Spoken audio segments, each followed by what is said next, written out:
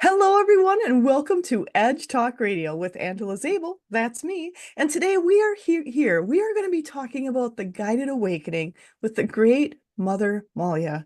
And we are with CEO and author Jennifer Longmore. This is going to be a fun one. I can't wait to get into it. So, who am I? My name is Angela Zabel. I have connected to spirit my entire life, working with a team in the non-physical, sharing messages from a multitude of realms with people. I am a teacher, coach, medium, radio show host, retreat host, and I am also a writer, and I do speaking engagements, offering guidance, mediumship, intuition, offering online and in-person group sessions and private sessions. I also have classes and the Amplified Universe monthly membership. This is a group growing our connection to us, our world, all that is around us, and our role in it. So this is also about sharing knowledge and working with others throughout the world. You can find me on pretty much all the social media aspects out there, but go to my website, angelazabel.com. And today we are here with the Edge Magazine. And Edge Magazine is the leading events and media resource dedicated to all aspects of holistic living, wellness, and the mysteries beyond, sharing information, wisdom, and resources committed to promoting businesses, organizations, individuals who support our collective journey to wholeness and balance. They are currently distributed in 30 states plus Canada with over 17,000 magazines per printing, and they also have a vibrant online magazine which reaches over 42,000 people per month. You can have the magazine shipped to your drawer, to your door, not your drawer. Stay up to date with the newsletter and become a drop spot. You can check out more at edgemagazine.net. And today we are here with Jennifer Longmore, and this is gonna be so interesting. I can't wait. But when the world is facing its deepest crisis, she channels Mother Malia, the great mother. She steps in to offer guidance and soothe the waters of turmoil for humankind, to show the way to a spiritually realized and awakened existence, to restore the original gold code as spiritual and human beings. And her return to the planet at this moment, that's very important, underscores how deeply that wisdom is needed. However, the way she returned will definitely get your attention, or it did for Jennifer Longmore. If you are not familiar with Jennifer, you should be. Jennifer is an award-winning CEO, 11-time best-selling author, and founder of the #1 Akashic Records Training School in the world. And she has been doing this for the past 20 years, and her school has certified over 100,000 consultants in over 100 countries and has been translated into 5 different languages. She is a beloved teacher and brilliant businesswoman who has been leaving her mark for 2 decades. But quietly, known to only a few, she began to channel Mother Malia and sought the Great Mother's guidance when facing situations and challenges that she could not clearly answer herself. And one of those occasions, while guiding a retreat for students in Hawaii, she invited Mother Malia to step in with the answers. And that's when it happened. Knowing the time had come for the planet, Mother Malia's consciousness took over Jennifer's body so she could have a physical presence in the 3D world. And today you'll hear about that transformation. Mother Malia comes to Earth during times of great transition, like the one we're currently in, and like the collective ascension we are experiencing now. And her new book, Daily Messages from Mother Malia, the Great Mother, a spiritual guidebook to awaken your full potential and inspire individual living every day of the year, provides daily kernels of inspiration. And we all need that right now. And I want everyone to make sure to go to her website. It's called soulsjourney.ca. And also she has a Sacred Hive membership and also she's on Facebook, Instagram, LinkedIn, Pinterest, and more. And all those links and everything will be down below. She also has a YouTube channel, Jennifer Longmore Soul Journeys. Those will all be there. She also has training for channelers if you're interested in that. And Daily Message from Mother Malia is also on Amazon, along with her Akashic Records Oracle Cards deck, guidebook, and so much more. There's also a free gift for the listeners, so make sure to check that link down below. And she also has a membership. She has the Liquid Gold, business strategies, heal your money story, all about prosperity. There is so much on there. You need to go check her out today. And Oh, I am so happy to have you on here, Jennifer. Thank you so much. And Mother Molia, because I know she's here. yeah, so thank you so much. It's just such a great honor and joy to be here with you, and a great privilege. And so thank you for inviting me on, because well, I know we talked privately, it's obvious that we needed to reconnect. So it's lovely to see you again, as I mentioned. And yes, I suppose with everyone listening, I'm often asked, how come I've never heard of Mother Malia? And I said, the better question to ask is, why haven't I heard of Mother Malia? Hmm, If that's a they're going very to, good question. exactly, in a world with distortion, they are the controllers. I will just say, I call them the Slytherins just to be playful, I like that because, name. well, because we really want to be grateful for them, because they have agreed to play the role that they've played to help us with our ascension. I understand on a human level, we can judge it and say, why are they doing this to us? Why are they doing this to our planet, etc. But I promise you, this has all been contracted. We already knew what we are signing up for. They have just taken a little too far. They are now working outside of the agreement, and that's why we are restoring the agreement, reclaiming our planet, and restoring heaven on earth. And that's why I'm here. But my point is that if I have no significance, then why did they revere me in Greece? Why did they name an island after me? Why did they name a palace after me? I don't mean that in the ego realm. I just say that if I am not as significant in history, then they will never have done those things. But they have obliterated the aspects of history that are very important to the restoration of humanity and our original coding, which is what we are here to restore. And how are you looking at doing the coding to bring people back into the coding as you're here? Yes, well, I am the original code. Mm. So I operate from neutrality and above. I am in a state of joy 24/7. Now, I just want to be very clear with people, because these are just, you will find that the words often are substandard. And Angela, I know you feel the same way, and probably many of you listening, the human words are just inadequate. Not to mention, the human words are not our words. They belong to the Slytherins. So when we speak them, we want to be very mindful, because we don't want to keep casting spells over ourselves into poverty, into despair, into suffering, etc., because that is how many of the words are designed. Now, my point for sharing that is that, geez, I just had a brain fart. I apologize. We were talking about, As you've been talking oh, about the yes, words. Yes. yes, thank you. And so I operate from neutrality and above, and I use the word joy is my point. But it is not that joy, because that sounds simplistic to the human brain. It is that the highest frequency expresses as joy.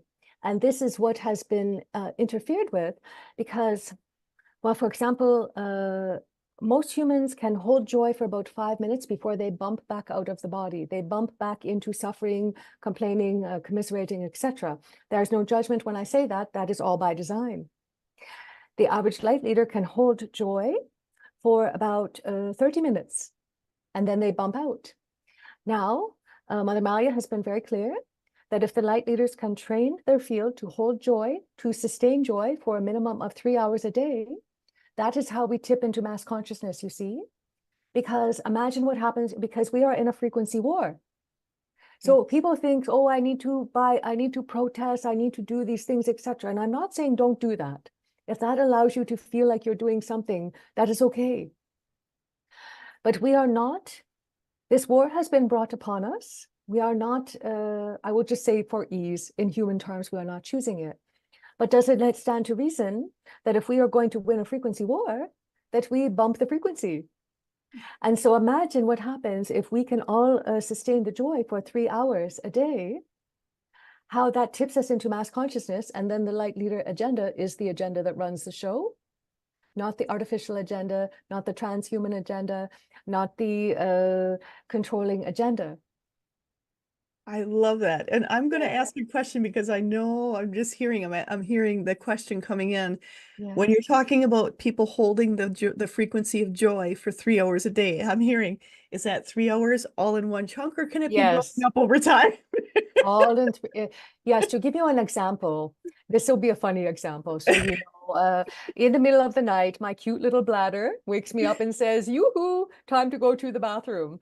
And I start to chuckle when I wake up and say, "Oh, thank you, bladder, for getting my attention." And then I giggle, and then my husband giggles because it's contagious. You see, I'm always in a state of joy. Of course, when I'm sleeping, whatever, but all day long, I'm in a state of joy. I'm in awe of literally everything.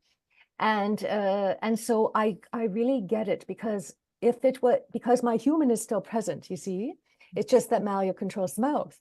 And so my human, I have no choice but to go along for the ride. But you have to also know, everyone, I was very intentional about creating pristine conditions to be a clear channel, right? So that required me, prior to Malia coming in and taking over the body, essentially, living here full time, I will say,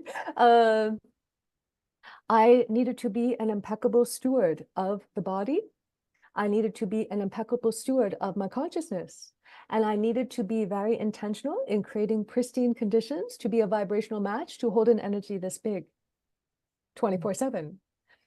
Now, I say this because as we ascend, this is just going to happen for many people. It will just be in part, like, yes, I'm aware of what happens on the world stage. Or sorry, that's just not the right way I want to say that. I'm aware of what the agenda is, I suppose I will just say. How much of my energy goes towards the agenda? None.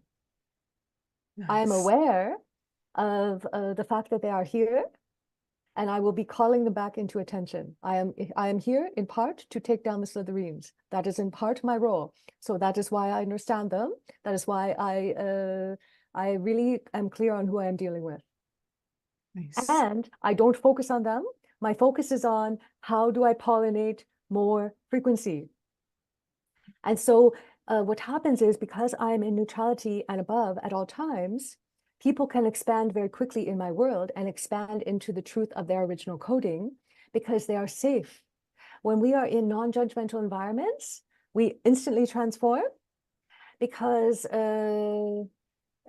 are not, there's no resonance with anything other than neutrality and above.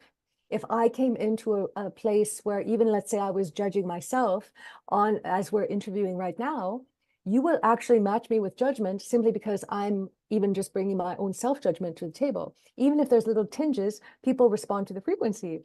If the frequency is neutral, and I am going to be the frequency that people calibrate to, they know they can tell me anything. They are safe. They know that well, do you mind if I just share a little bit about money for a moment? Absolutely, because that's Okay, a big it's issue that I felt was important. coming up to. Yeah, absolutely. Yes. And so here's the thing, everyone, and you might not be very happy when I tell you this, because yes, there are some complications around money, of course. Trauma impacts our ability to feel safe enough to hold it. We're always going to hold more money when we feel safe enough. We're always going to grow and take leaps and travel, all the things, when we feel safe.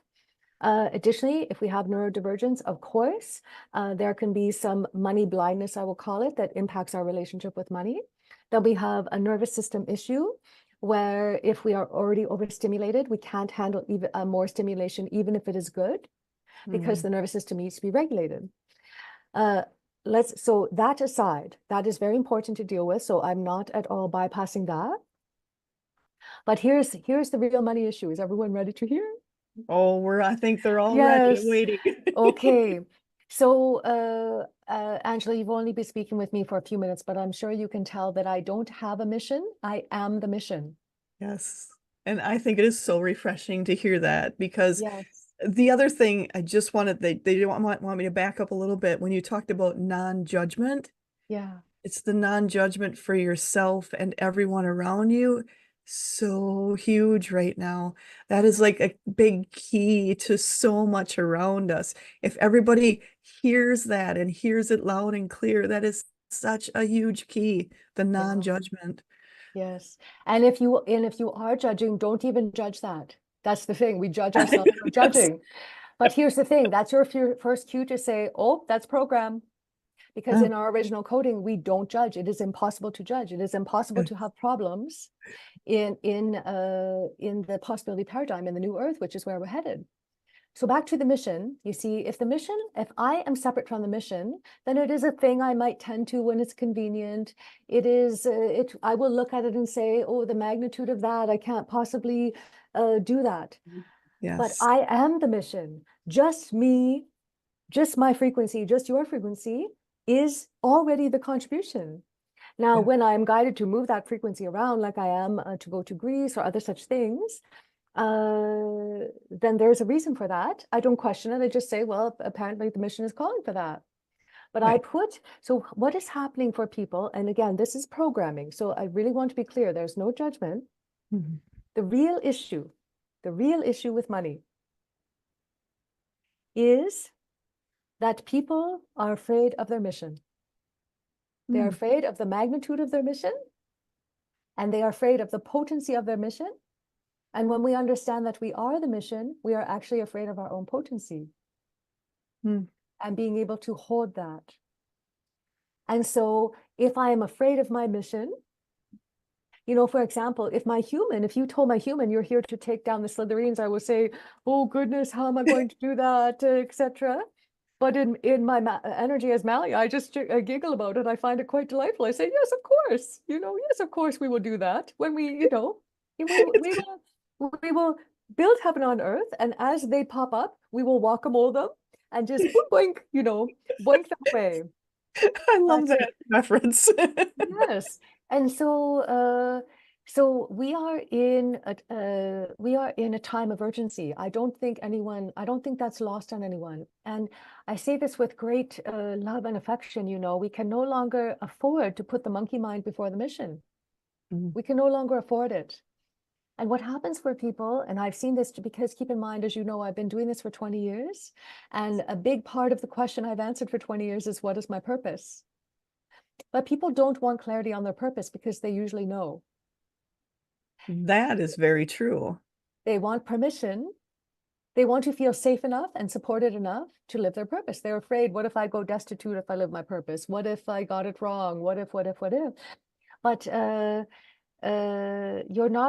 you're not like, what will happen is people then will judge the fact that they're not living their mission. Then they go into a shame spiral, and then Yeah. they will feel guilty. And then that is what actually holds people back. It's hard to create when we're feeling, you know. And so with money, the other piece I would like to share is that money is the language spoken here. It's just the language spoken here. Yeah. And so whether or not we like money is because, especially if people are saying, oh, that's fiat currency, I know who create fiat currency, etc., it doesn't matter. We came here to infiltrate their system so we could implode it from the inside out. We Yes. have to understand their language enough, but we also have to use our ancient technologies to understand how to outcreate it. And so if money is the language spoken here, then we don't need to judge it. We actually can get excited and say, okay, well, if money is the tool that is going to help me accelerate my mission, then I'm going to make it a high priority actually to learn the language, simply so that I can play the game, so that I can exact my mission, so that I can enjoy heaven on earth. I love that where you said so you can play the same games. You can play the game with the Yeah, money to make it work for you to make the heaven on earth because that's what we're all here for. It's yes. just to have that joy, to have that fun and to create all these different things and create it for everyone, not just a few, but for everyone. It's so important. So Yeah. important at this time. So we And will judge it, we will judge the money. Then we yes. will judge ourselves for judging the money. We will judge people for having it, not having it, and then judge ourselves for judging them. We will judge ourselves for wanting more, and then judge ourselves for judging ourselves. You see, it just literally, this is part of the inversion and distortion that's on this planet. If we Yes. remember that we are the ceremony and the celebration, there is nothing wrong with us. There is nothing to be fixed. There is only restoration. then what? We only know how to move through this world in problems, fixing problems one after another after another. That is one of the paradigms we must leave, because the new earth is the possibility paradigm. There are no problems in the new earth. And I would just like to clarify, because people say, what about systemic this and what about trauma? Those are not problems. Systemic isms, I will say the racism, the sexism, all of the isms are systemic. Of course, we are dismantling that. No human left behind when we go to the new earth. Trauma is trauma. Trauma is not a problem. Problem means when an example would be, I go to the grocery store and someone doesn't hold the door open in front of me when I go in. And I leave neutrality and I make meaning, because that's what judgment is. I have left neutrality and I'm making meaning of a situation based on my perception. And so how I receive that door not being held open for me is that person is being rude. And so I stew through the whole grocery store. I get home, I tell my husband, I call all my friends, I type it on the Facebook, and I keep reliving that, and I want to bond through problems, because that is what we have been taught as the humans, But we don't know, did that person just get a stage 4 diagnosis? Did they just get served divorce papers? Did they just find out their child has leukemia? Did they just have to say goodbye to their beloved pet? Did they just get fired from their job? We have a way of personalizing all of those things and then magnifying them into problems. Or we will let people into our lives that are, maybe not operating at the same resonance as us. I will just leave it at that. But we don't let them go. And then we want to keep telling everyone, and maybe even hiring healers and everyone, clear my energy, this person, blah, blah, blah. But we bask in the problems. That kind of thing simply cannot exist in the new earth, because we are now operating in possibility. So we're operating in the penthouse now. We're not operating in the lobby. Nice. I like that.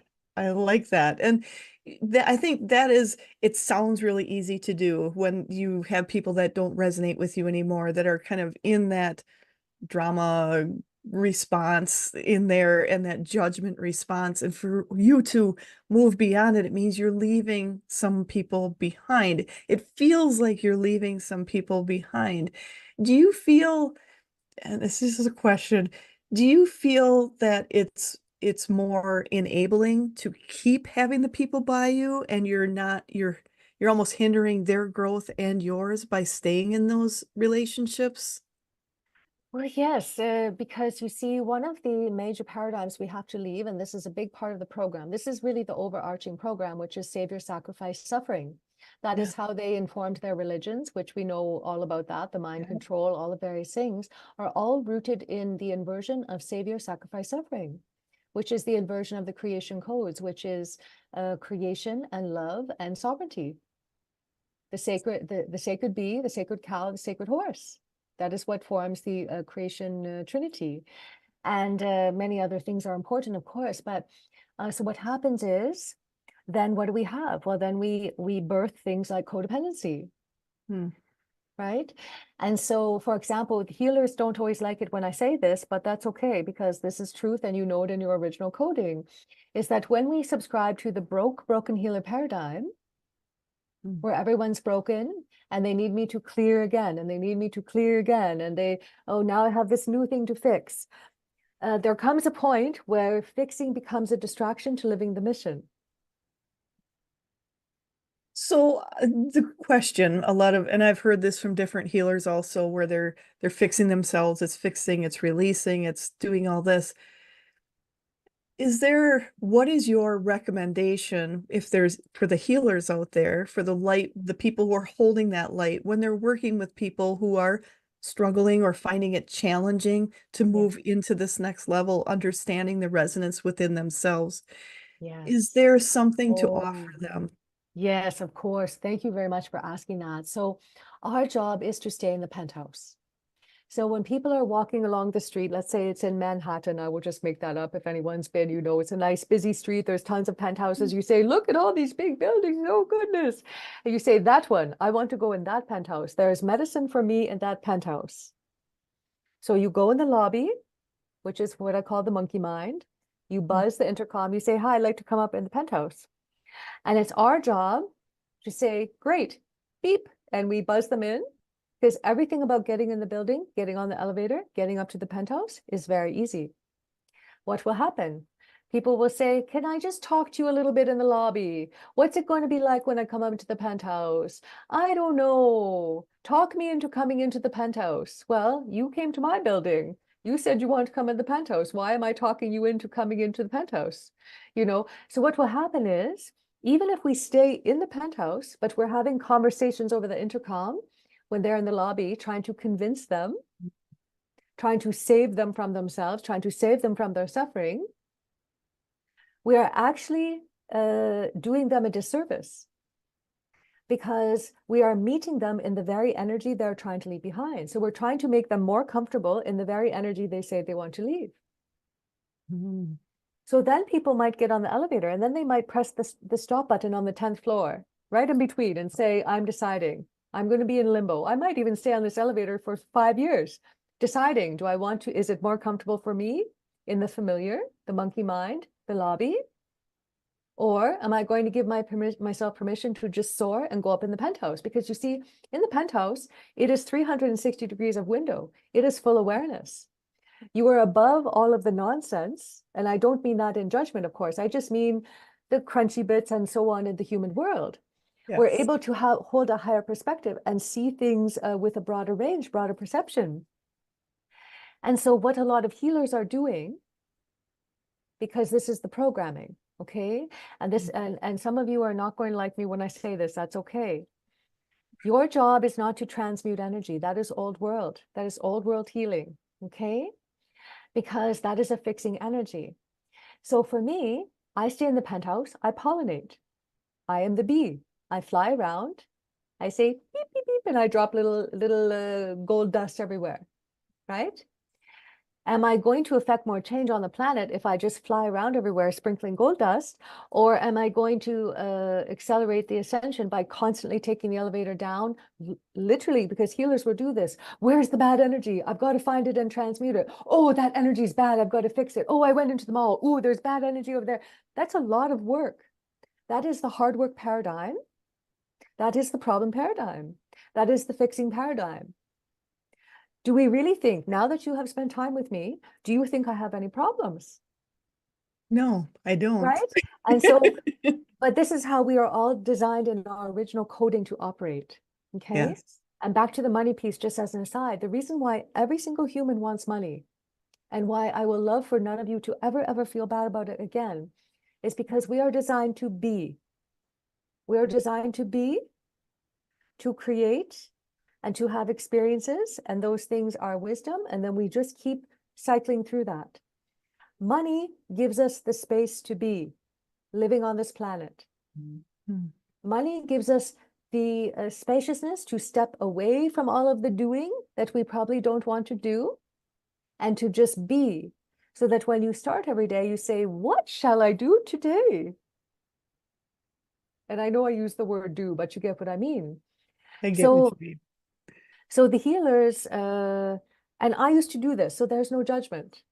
Because we're designed to constantly be the zappers, got to zap the bad energy. No, that means you have to exert an immense amount of energy to bring your energy to be in resonance with these frequencies that you don't want around you, instead of staying in the penthouse and requiring energies to calibrate to you. You want to be the highest point of energy in the room and have all the other energy come up to you. But then healers say to me, well, then what happens to my business if I'm no longer fixing people? Well, you have to learn how to speak to the humans, of course. You have to speak to them where they're at. They are suffering, or they believe they're suffering. I mean, you know what I'm saying? They do have Absolutely. real human, I would just say, things going on. But our job is to lead them into the penthouse. And they might not all come, because some people, for a variety of reasons, choose to stay in the lobby or choose to stay in the elevator. But our job is to help, especially now, to help people ascend. How are we helping people ascend if we're constantly descending to match the energy? Very true. Very true. And the other thing I was, when you brought up the fact of we're always, you by you always going down, you can't bring them up. You're going back down. So how are you holding that energy? And for people to realize by holding that energy, by being that person in the room where people might look at you going, are you ever going to get angry? Are you ever going to, can you find something bad going on today? For you to be that person where they're like, how can you do that? That's the key. I feel, let me know if I'm wrong on that, but I feel it's the key to be the one where you don't let it affect you. You understand it, you know it, Yeah. you can keep up to date on things, but it doesn't have to take you down on the heart energy, on that emotional line. And Yeah. knowing there's something they're bringing me back. There's something you said about some people will never ascend there on this lifetime. Some will never do that. And to know that that's okay. Don't judge them. And just like the Slytherins, like you talked about, they're also helping so many other people realize maybe that's not what I want to do. I do want to ascend. So the people that are here taking that, I say sometimes they're taking sometimes the hardest, the most challenging role of being the ones to stay in that energy to help others see them, understand them, and move beyond them, just energetically, not judgment wise. They're all doing a role, but Yeah. to see them and I look at them with love and understanding of the role you're taking. This may be a more challenging role, but wow, how many people you're helping by doing so. Yes, exactly. And let's look at the gift of 2020 by the Slytherins. Now, it might sound odd, but um, many people were, and I get it because everyone had very different experiences based on all kinds of factors. I'm simply saying that there will be people that were grateful that the world shut down. It allowed them to stay at home and be with their children, perhaps when they, you get what I mean. Like my husband stayed at home. It allowed him to restore his adrenals, for example, and to be able to hang out with our son on our beautiful property. We live right on a lake. We have a nice stream. They could go in our little watering hole and swim after school, for example. You know what I'm saying? And I get it. It was not easy for most. But there were various silver linings in there. But the great gift was, people kept saying, oh, wake up, all these people are asleep. Well, 2020 was the wake up call. Yes. It either was going to wake people up or not. Yep. And the point is that that's still a judgment, because let's look at some things that we know to be true about energy. Every single human on this planet knew what they were signing up for before they got here. Yep. So we can say, oh, they were asleep, and it can feel that way, and it can feel frustrating. However, what if they are actually the most ascended people on the planet and they didn't need to be awake this time? Like, Mhm. nobody is making it on this planet if they are not a vibrational match for what's happening. It's just not happening. There are no, well, you get what I'm saying. There are very Yes. highly evolved species, I suppose, would just be the easiest way to say that on the planet now. So although someone might seem like they're not awake, what if they didn't come here for that to have that experience, because that was not the role they were Exactly. here to play? So instead of focusing on what other people are doing or not doing, we just because that just distracts us from the mission. Again, this is the thing we do. We go outside of ourselves when we're putting the monkey mind before the mission, right? If we just accept the mission, whether or not other people are listening. People say to me, well, Mother Malia, what are you going to do about the Mormons in Utah? I wasn't planning on doing a thing, but thank you for asking. Nobody wants someone coming and knocking on their door and trying to shove beliefs down their throat. But that is not my, if they find their way to me, I will happily serve them. But if they came in to have that experience and to have those beliefs and perceptions, other such things, that is not for me to decide. I love that where you Yeah, said it's not for us to decide. It's for them to decide and for us to just to be okay with whatever they decide and to yeah, go, that's okay. That's okay. Because for me, I see so many different aspects of people, the lives they're living, the way they're living lives, and everyone has to do it their way, what works best for them, and to be respectful of how they want to do it this time, I think is the most loving way to do things, to see what they're doing and send it with love And maybe it's not what you would do, but that's okay. There's nothing wrong with that. There's no judgment of right or wrong. I think that's something that is starting to do that waver of moving out of the right or wrong and going what's right just for us, what's or not right, what's best for us, and not doing the right or wrong, the black and white, and just letting things kind of move out. And for me, I thought 2020, I thought was amazing. I thought it was, I could feel the energy lifting, and I'm like, I was so excited to Yeah. move into that energy and to know we were coming into such extreme change. It Yeah. was so enlightening and so exciting. And I'm still excited because we're we're we're moving through that and going into the next levels. And it's just amazing to be here. Absolutely. And going back to what we were talking about with everyone healing, similar to what we're talking about now, is that in the new earth, I mean, if we are really taking a stand for sovereignty, Yes. then already it starts with meeting sovereign to sovereign. All of our clients are sovereign. They do not need rescuing. Yes. They do not need fixing. They are not broken. They are not broken birds. We do not need to be martyrs over money. And because, this is a war on consciousness, And so our community, above all others, is going to be the most heavily infiltrated. And this is why they keep, if you're paying attention now, everyone, you'll see like I've been fired by a few payment processors because they don't want to support a business like mine. Mhm. Email providers are saying we don't want to support a business like yours. They haven't said that to me yet, but they have said that to other people. And Yes. they are going to look at the various ways to slow our ability to spread light. And so, first of all, we already remember, well, we already our frequency, we have already won, just to use it in that simple terms. Okay. They are never able to replicate consciousness, which is why they have to invert it. So we have already won. We have to remember our power. We have to remember our potency. We have to remember our original codes, which is why I'm here. But one of the codes, as I mentioned, the sacred horse holds the codes of sovereignty. So it's not lost on me that they are rounding up 300 Mustangs today in Wyoming under the guise of overpopulation. No, they are capturing sovereignty. And they are going to keep doing that. So we really must take a stand for our sacred horse, our sacred cow, and our sacred bee.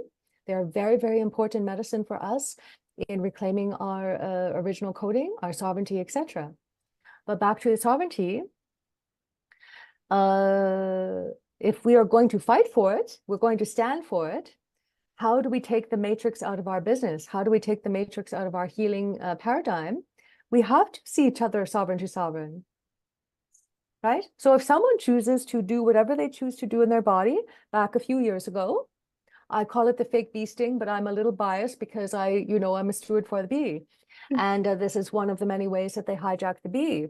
But I don't judge people for doing it because I understand all the reasons why people did it. But the other thing all of us want to understand, because of course there was great indignation over that, great indignation in the healer community. And what we want to remember is that the body has its own consciousness. It is the tour guide, but for the body, we do not have a human experience.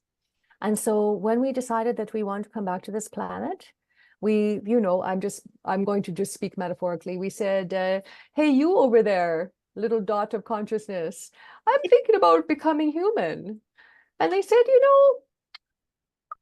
I suppose I could go back then. Okay, fine. I will agree to shift out of this little pixie dust and become the form of a human body. And you will be able to come inside of me and we'll travel around. But you need to understand that as my own consciousness that is also coming back for a journey, that I'm going to want to have some experiences that don't necessarily make sense to you. Mm. And I'm going to need for you to allow that. And I'm going to need you to not judge that. Because here's the truth I know about 2021. If the body did not want that in its body, it absolutely would not have had it in the body. So there were many humans that were torn. And again, I'm speaking very high level. I understand Right. there was manipulation. I understand there was a lot of programming, etc. But let's just look at it from strictly energy, strictly, the highest perspective, that ascended perspective, that the human may not have, sometimes the human want to have that experience, but the human and the body will have had to have an agreement in order for the body to also accept that into its consciousness. There will be many humans that say, I don't want this, but the body, if it also didn't want it, it would have found a way. That's just how it was. And on top of that, even if the body needed to receive it for whatever reason, it perhaps needed to, I mean, some people developed major health crises because perhaps they needed to help other people with it, or they, like that, we don't know. But the point is, the body will not, it just absolutely will not have had that experience if it didn't want to have it. So instead of judging people for getting it, as an example, or judging yourself, because I know many people will judge themselves as well. I just talk to so many people, Right. we want to look at the higher perspective. Again, the body as its own consciousness is also sovereign. Yes. That is something so important, I think, for people to realize. The body is also such, I look at ourselves, correct me if I'm wrong, but I look at myself as there's me, there's this soul, and there's this body who agreed to be with me on this journey.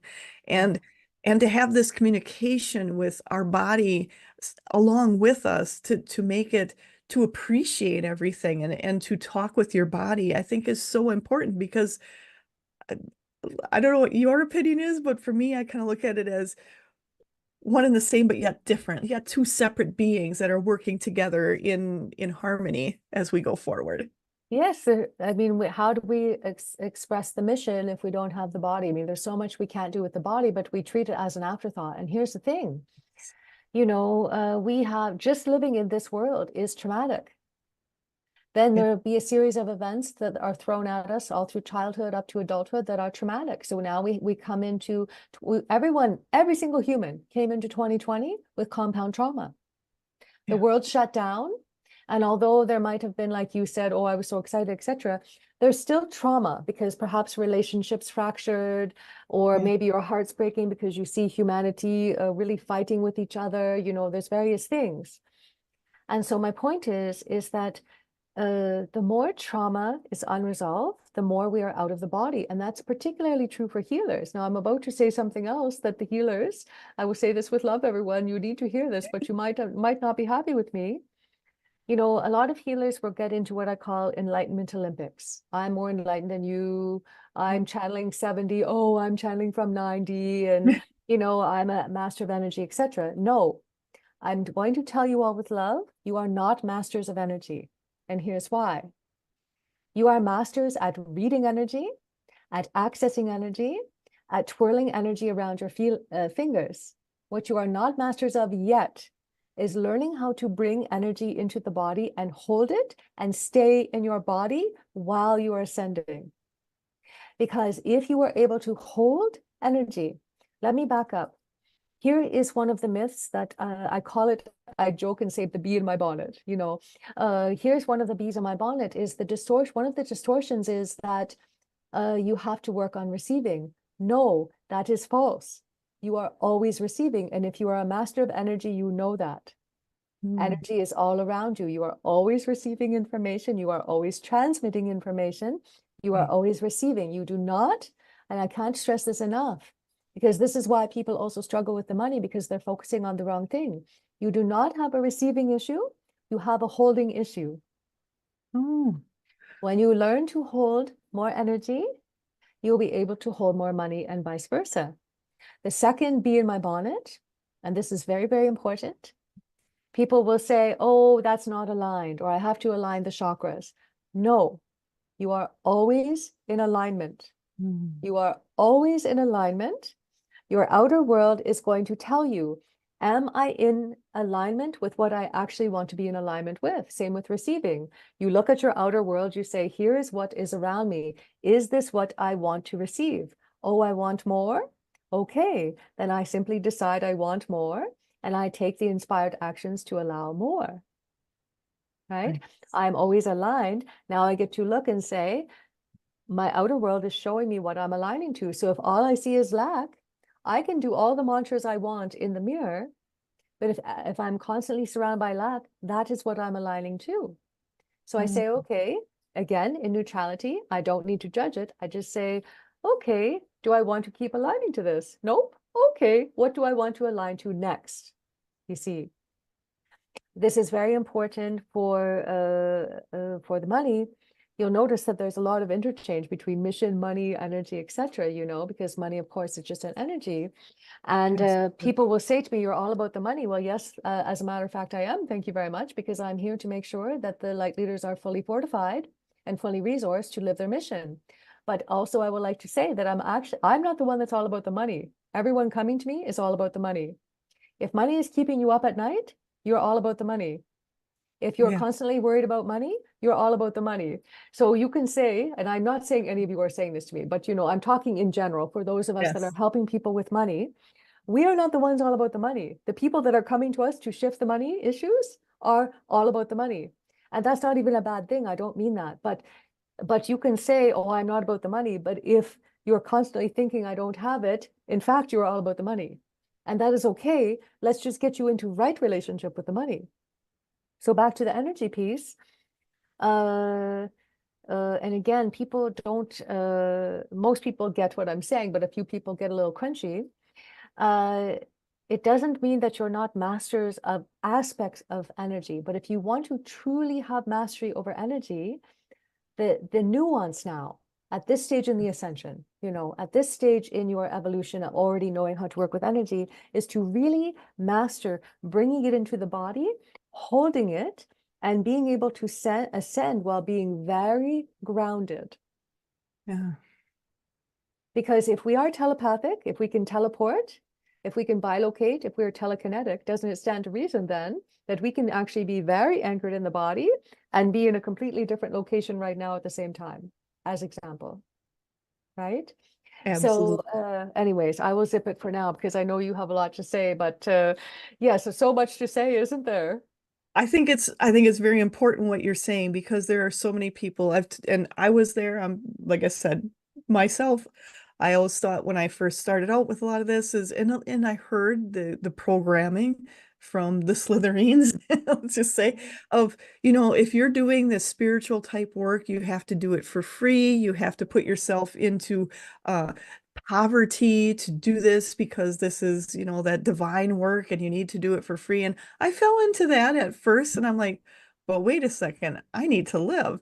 I need to do my things. And if I can't do what I'm doing, I can't in turn take that abundance and that money, that monetary aspect, and say you're going to a nice restaurant and you're tipping better, or you're doing this, you're spreading that around, you're able to do that and just doing nicer things for yourself. If you don't have the money, you can't put the gas in the car to go to the places you need to go to. And when you realize, like, wait a second, there's something not quite fitting with this whole picture. Yes, So and you're right. That is part of the programming because they really do like to infiltrate our space and tell us enough distortions that keep us, because they do know that we require money to spread the mission. Now, I will share, I have, I kind of study myself almost, my human self up until now. And I say, because in my first year of business, I generated six figures, and that was before social media existed. So that was me, going and teaching classes everywhere, networking. I was so uncomfortable. I was in a working class city, and here I am showing up saying, "Hi, I teach Reiki," and they're all like insurance brokers and realtors and such. They were lovely to me, by the way. But anyways, I was just so honored that I got to do the work because it's always been about the mission.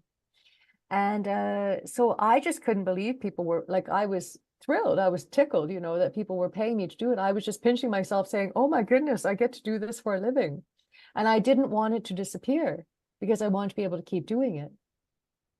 And in all honesty, I'm really not wired for a job. I don't have the personality for a job.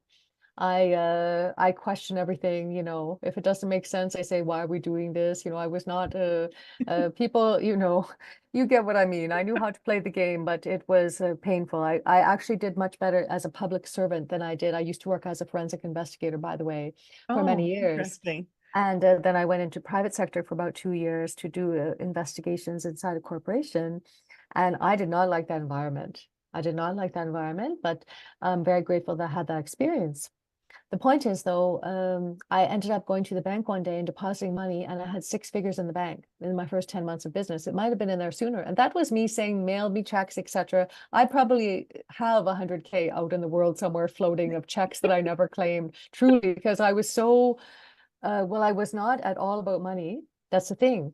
So I wasn't tracking it, etc. You know, I had Right. to learn how to become a CEO, frankly.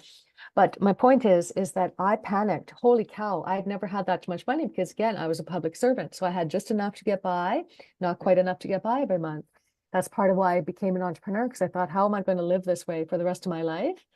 If I'm going to have to think about getting into a relationship that I don't even want to be in, for example, just because I need help paying the bills and to have a life beyond, you know, just paying bills kind of thing. And my point is that I had to learn how to get into relationship with money because it stressed me out to have that much money, because my first thought was hot potato. How quickly do I get rid of this? I just didn't feel comfortable holding it. So I knew it was a lesson for me. But my point is, 20 years in, I realized that that is my secret sauce. And here are two different energies I see right now in the Healy Feely space. We have people that are motivated by significance. Oh, I want to be published by Hay House. I want to be on Super Soul Sunday. I want to have X amount of followers on my YouTube channel, etc. But it's from a place of significance. And when people are chasing significance, they're getting into coaching containers, healing containers, etc., that can't meet their needs because they are going in there to satiate their need to feel like they matter, their need to feel significant. Now, I have always, and there's nothing wrong with that because some people need to have that experience. But what I'm saying is that that is a harder road to make money and hold money. Interesting. I have always focused on being contribution every day. For my whole 20 years in business, I wake up, I say, how many prayers can my business answer today? How many Nice. lives can I help today? And just focus on contribution. Any offers I put out in the world, I have to filter it through, is this actually of high service? Is this going to serve people? I first have to say, is this going to light me up to do it? Because if it's not, then, you know, you get what I mean. People respond to the frequency. But, you know, Absolutely. provided that, of course, I've already vetted myself and said, is my heart in it? Can I offer this? Do I feel excited about offering this? Then I put it out there. But I have built a very lucrative business focused on contribution. And that is sustainable because that includes the mission already. Your Yes. mission doesn't need significance. Your mission just as let's assume it's its own person, wants to contribute. And so it does require money. And that's why it's just so important for us to heal that relationship because, like you said, and not to mention, the money isn't even about us. People don't get the same. It doesn't mean people cannot have transformation from free things, of course.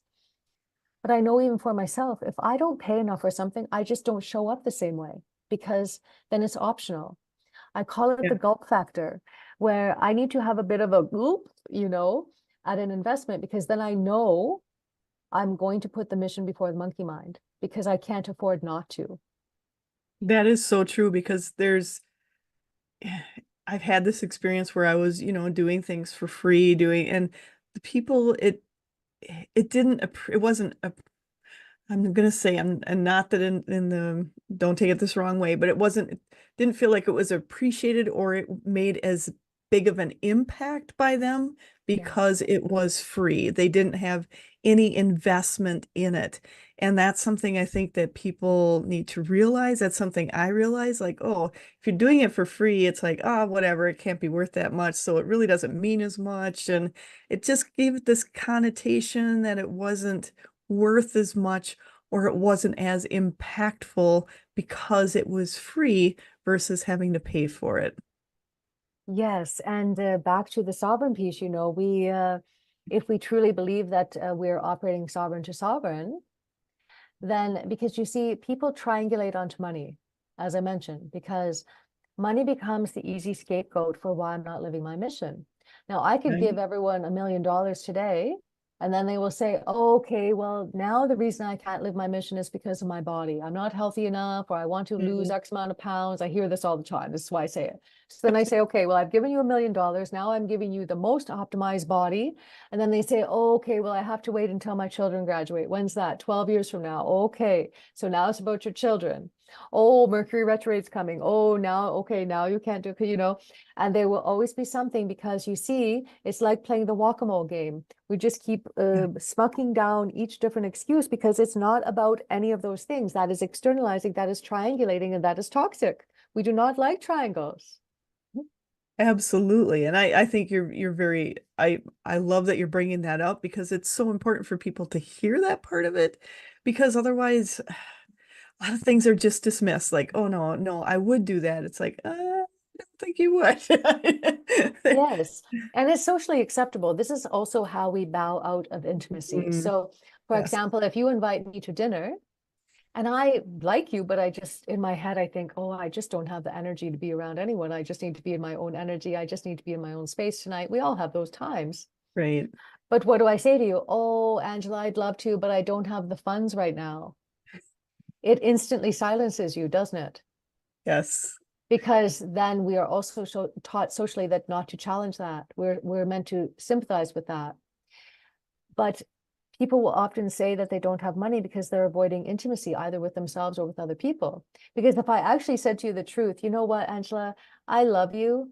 And any other night, I'd probably say yes, but tonight I'm just exhausted. And I hope you don't take that the wrong way, et cetera, et cetera. I just need to stay in. Most people can't say that. And by the way, there's no need to say that. We can just say, oh, thank you for thinking of me. I'm not able to make it, which is not a Yes. lie. We're not able to make it. But we feel the need to concoct these stories because we've been told we need to be a manager. I need to manage optics. I need to manage other people's opinions of me. I need to manage energy. I need to manage, all of the things. And we want to now move into being the CEO of our life and business, which is basically being sovereign, right? I don't manage anything anymore. I can't. I'm not resonant with it. And I definitely cannot manage money objections, by the way. I literally have no vibrational resonance for that. And I'm not saying people can't have them, but what I'm saying is uh, because I know it's not about the money, I know what's really going on. God, right. Because You it's really know? actually about them Well, not it's the wanting to problem sit in. paradigm. Yes. They're bringing a problem to me that's not even a problem. And so yes, people tell me problems, don't get me wrong, Right. but I don't meet them in that. And I also will say to my clients, okay, well, what's right with you? I'm really trying to retrain them to say, okay, what's right with me? What's going well, etc. Because that's actually what they prefer. It's just that so much of the spell casting. Well, let's look at the words. I'll get you to watch my mouth when this happens. So these are three words that are almost impossible to say. My human has to force them out of Malia's mouth because Malia controls the mouth. Could, would, and should. You see that? How much Mm, stress that was coming out of my mouth. yes. That is spell casting, because what do we do with a tree when we cut it down? It becomes wood. It is dead energy. The words are can, wish, or will, and shall. So when you hear me speaking, you are constantly hearing me speaking, I will love to do that, because we are using our will the way it is designed. Nice. You see?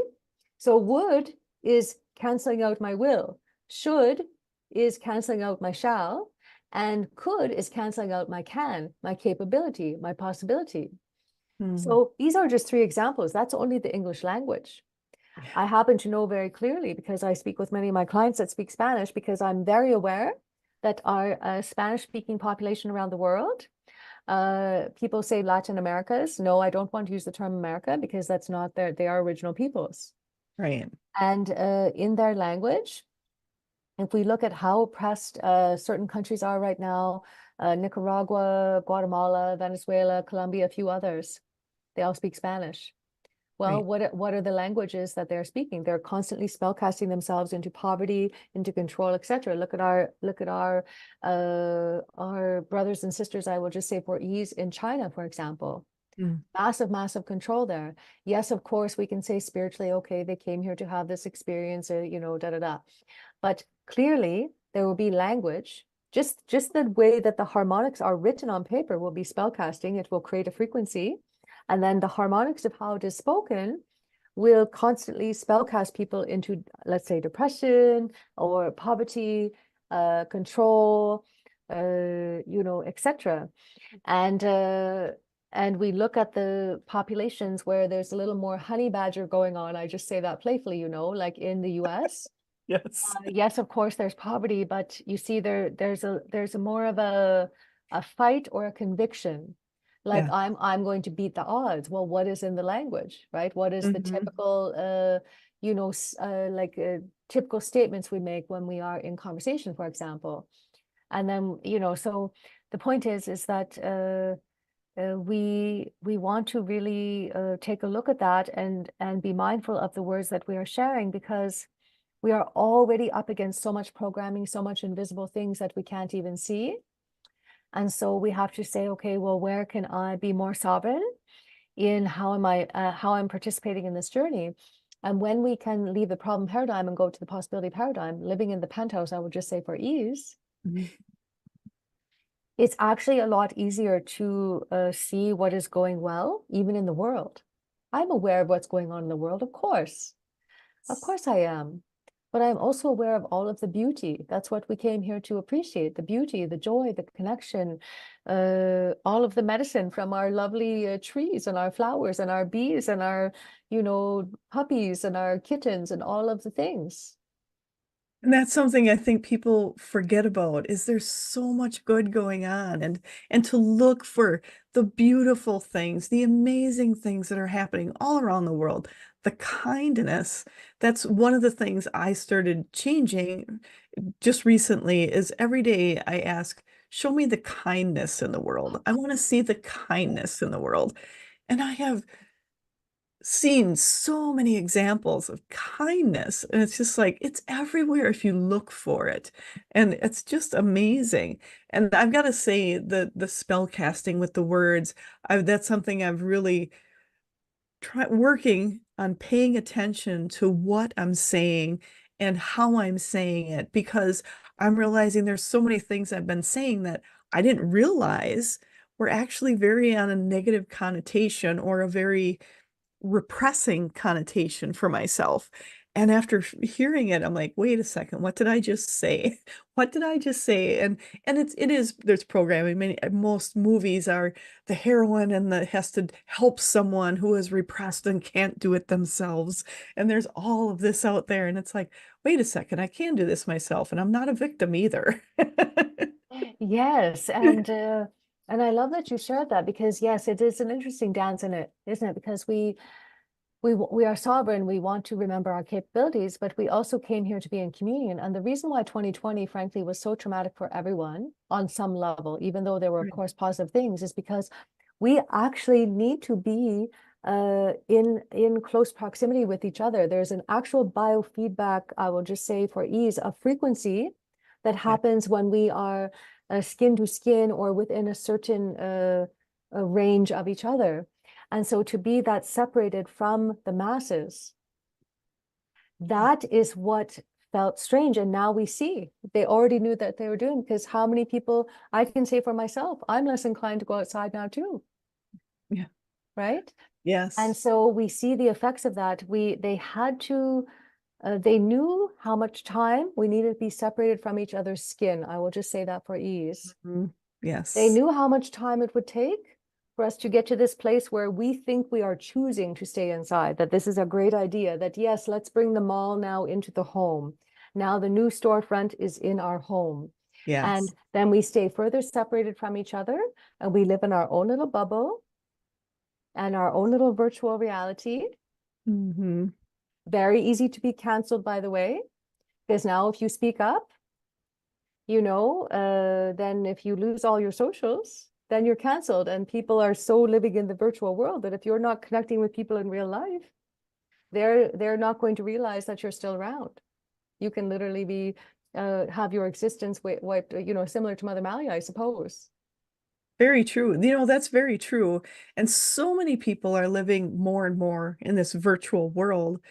And it's almost like that the human touch has been replaced for the touch of the like or the heart on the social media aspects. And it's like, Yes. wait, you need to have something more. And it's moving beyond that.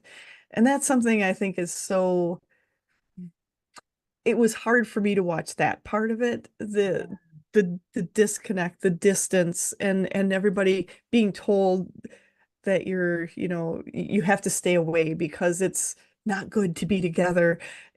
That was the hardest part for me because it's like, oh, all that personal touch, that personal communication, you know, that hug you would normally give someone, now you can't give it to them. And it's like, that makes a big difference. Everybody starts moving off further and further very quickly after that.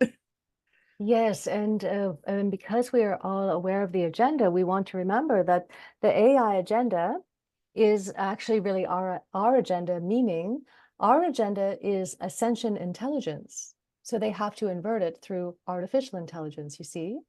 And so, but it's the similar thing of like whatever, you know, because we always have equilibrium on this planet, we can say, oh, there's so much darkness. No, we understand. Look at how many more people are holding light. It is never going to be out of balance, even when they are trying to. But what I will also like to say about the bee, so just for, because I don't know if we really went into that. So Mother Malia, you know, according to history, but we know history is distorted, but, you know, history books will say, and that's only been brought to my attention because I didn't even research Mother Malia because I know her, right? So I already know who Right. she is. But she came into my body during one of my retreats, and I didn't realize my clients thought she was going to go away. No, she's been here forever, you know, and she will stay because I am now her. I lived many years as my human, and my human had to develop a reputation and a solid business so that when Malia came in, because I asked her, I will be taken seriously, because otherwise people might think I'm mentally ill, you know. And I do Hmm. believe a lot of people, by the way, in institutions are similar to me, and they were not supported by family, and that now they're just heavily medicated, and they are, you know, I will say, for ease in a zombie state in the institution. So my presence alone is already going to help unravel the mental health. That is also something people project onto me. They are afraid, everyone is, I shouldn't say everyone, but many people are afraid of losing their mental health when they channel, because there is a fine line. Mhm. And so they see that in me because they're afraid of that happening to them. They're afraid of being a charlatan, so they see that in me. You know, it's very rare, but you get what I mean. There'll be a percentage. Point And is, my clients thought I was going to leave. I knew she was going to stay, but when she came in the middle of the night, in the middle of the retreat, I said, okay, well, why are you here now? You know, and she said, well, because I needed you to integrate with the humans, et cetera, et cetera. But I said, well, why now though? Why didn't you come in this way 5 years ago or 2020 or whatever? She said, because there's impending doom on the planet. And 6 days later, the bombing started in Israel. mm, Yeah. yes. And so this year, yesterday was my 9-month birthday. I was marking it every month up into the 6-month mark, and I said the humans are going to start get annoying with me if every month I'm celebrating my birthday. So my birthday will be October 1st, 2024. That will be my 12-month birthday, my 1-year birthday, however we're saying it. And I Hope it incidentally, froze. I don't know if it's, oh, can you hear me okay? Yeah. I can So hear you now. Yes.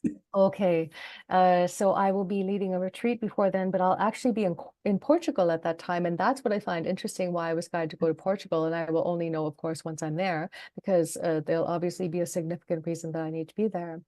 But I have been guided to go back to Greece because Greece claims to be the ancient steward of the bee, but we know there is a lot of distortion of the bee. There's a lot of distortion in Greece. The Greek people, by the way, very wonderful people. Lots of Slytherin activity there because look at what are they living on? They live on, their economy is sustained by olive trees and tourism. That's Mm, it. But they yes. do have a lot of bee apiaries there. They have a lot of things going on. And the whole point is that bee is the highest consciousness on the planet. It is creation. And we will look at your cell phones, it is mechanical bee. That's why I laugh. I say, if that's the best they can do to replicate the bee and the white noise that you sleep with, if that's the best they can do to replicate the hum of the bee, which is the hum of creation, then we've already won, is my point. They look at the colony, the bee colony. What did Yes. they do? It was hijacked by the queen, who wants to wear my crown, the bee Mm. skull, on her head as a crown. Why? Because the creation codes are inside the bee's brain. That's why they hijack the crown. Interesting. That's why they hijack and wear the bee jewelry and other such things. That's why she colonized, because she is trying to invert the bee. That's why they create the drone. The drone is very essential to the hive. The drone impregnates the queen bee to create more worker bees, to create more medicine for the people, and then flies outside of the hive to see if everything is okay. But what do? They distort the bee and they turn the drone into a spying machine on the And people. I could give you a litany of examples of all of the distortion of the bees, including the fake bee sting, which most of us, I will say probably 99% of the population, because of course I had bee stings as well when I was a baby, other such things. right. So I'm not, I'm not immune to that either. But why such a concerted attempt to hijack the bee every which way? And because they steward the bee there, and I have been to Greece before, they really revere it. It is the shape of the goddess, it, all of the things. But there's obviously a reason I'm meant to go there, is my point. And part of it is that I am being fortified there for phase 2 of my integration, because it's a 3-phase integration. But you can bet your bottom dollar that when I get fortified in Greece, guess where I'm going next? To go take care of the Slytherins in the Venice. Yes, Interesting. yes. So you are going to be very busy as a busy I'm going, bee. I'm going to be a busy bee, flying all around, of course. And the retreat, it pretty much sold out very quickly. There's a few spots left still, but probably by the time people listen to this, it will be sold out. But I'm not sharing it for that reason. But there is a reason, this is the mission. The mission called me there. I was not planning on going back to Greece. I've already been to Greece. And Right. I have a policy that I have too much to see. I can't, I only have so much time. I don't want to keep, but it's calling me back so much. I say, oh goodness, I have to go. And so of course there are wonderful things there, but even as we know, all across the land, many of the sacred sites are not our sacred sites. They're the sacred sites. They're the sacrifice sites, actually. This is Mm. why many people will feel weird when they go to certain sacred sites. They say, that's weird. I was expecting to feel all this wonderful energy. Why am I feeling all this other energy? Because it's not a sacred site to the benevolent ones. It's a sacred site to those that are sacrificing in the satanic religion. I would just call it that for ease, but the blood cult, I call it, or the Slytherins. And so there's a lot to do. But back to the bee, when we can all, part of the restoration of the original coding, back to your question a while back, is we must restore the bee. We simply must reclaim the bee. And we must hold her in high regard, because she is very essential to our survival. Without the bee, we do not have this planet. We just don't.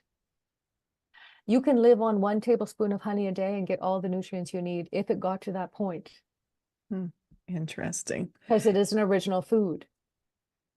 That you mentioned something earlier about the bee, the horse, and the cow. Is that correct? Yes, yes, And I was just, it made me think, is that why there's such a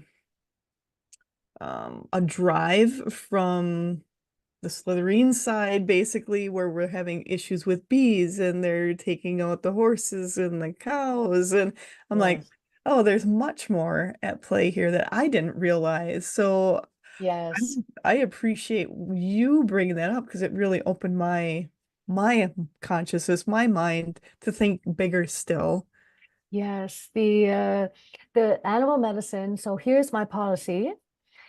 We want to look at what animals are, I will just say creatures for ease, because obviously a bee is not an animal, but which ones are being heavily targeted for extinction Mhm. because they hold very significant medicine. The second thing I say is, what is the medicine? Who are the animals and the creatures that you've been taught to be have great fear of? The bees. People will happily kill a bee.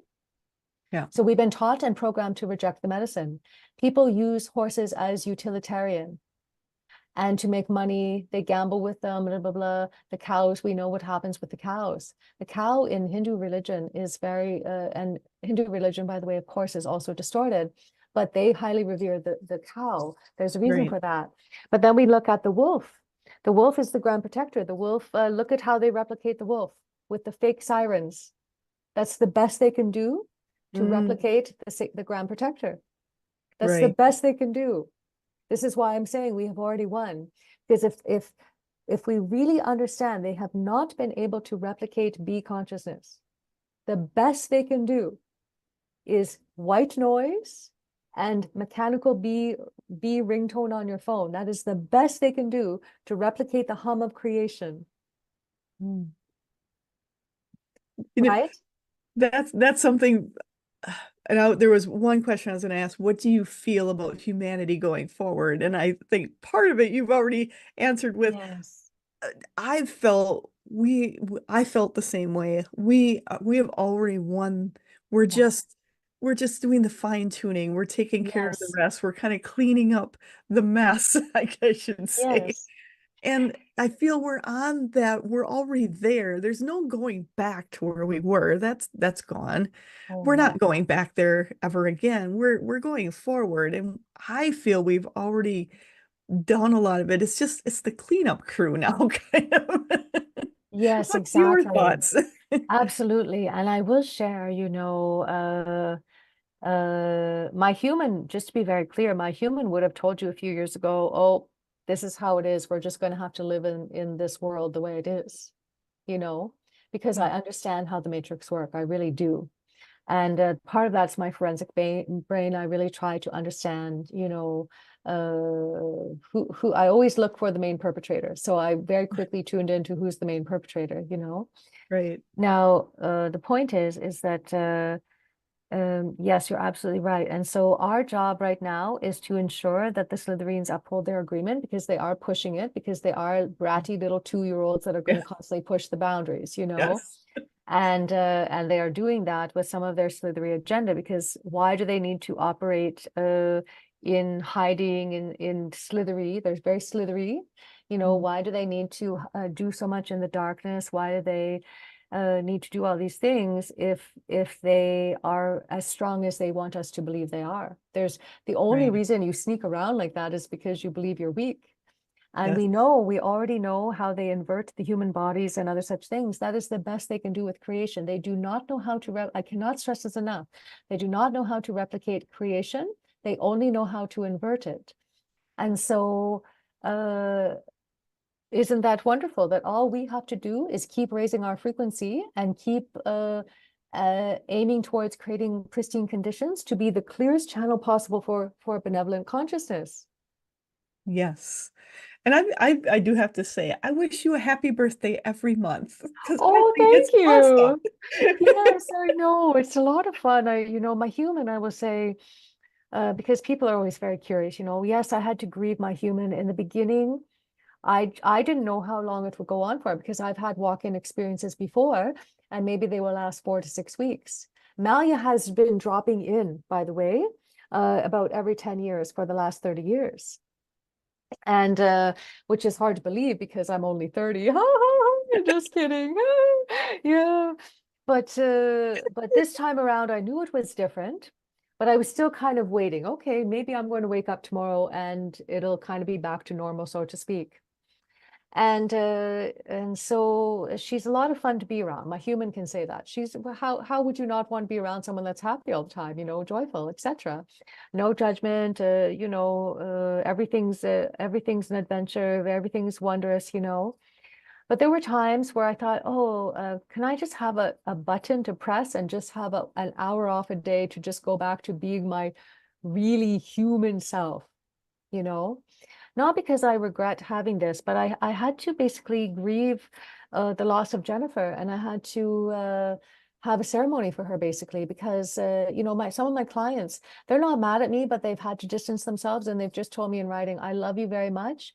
It's just very hard for me right now because I love Jennifer so much. It's very hard for me to know that she's never coming back. So they really like Malia, and it's too confronting for them right now. And I appreciate their honesty around that, you know, and I get it because I had to grieve her too. The issue is that I didn't have a choice because literally the train just keeps moving. I had to just go along for the ride, you know. And then with my husband, people say, "Oh, what happened to your marriage?" I say, "Oh goodness, well, you know, I wasn't sure. I wasn't sure when I was in Sedona what was going to happen. Uh, I could feel him rise to the occasion, and I said, "Oh, now I understand why we were brought together." And he has some mental health issues in his parent side of the family, both parent side of the family. So had I not had this happen in front of 15 other people, he might have thought that perhaps oh, here I go, I married one of my parents kind of thing. You know how we can do that, of course, as humans, right? But because I had an award-winning psychologist as one of the participants of the retreat who knows Which very is very clearly, she cool. said, no, she's very lucid, you know, da, da, da. And plus, you know, people have known me for years. It's not like I haven't been channeling. It's not like I hadn't been channeling Maya. It's that, you know, it's just different. So anyways, but the first month, I didn't want to come home just because I wanted to stay in the cocoon, frankly.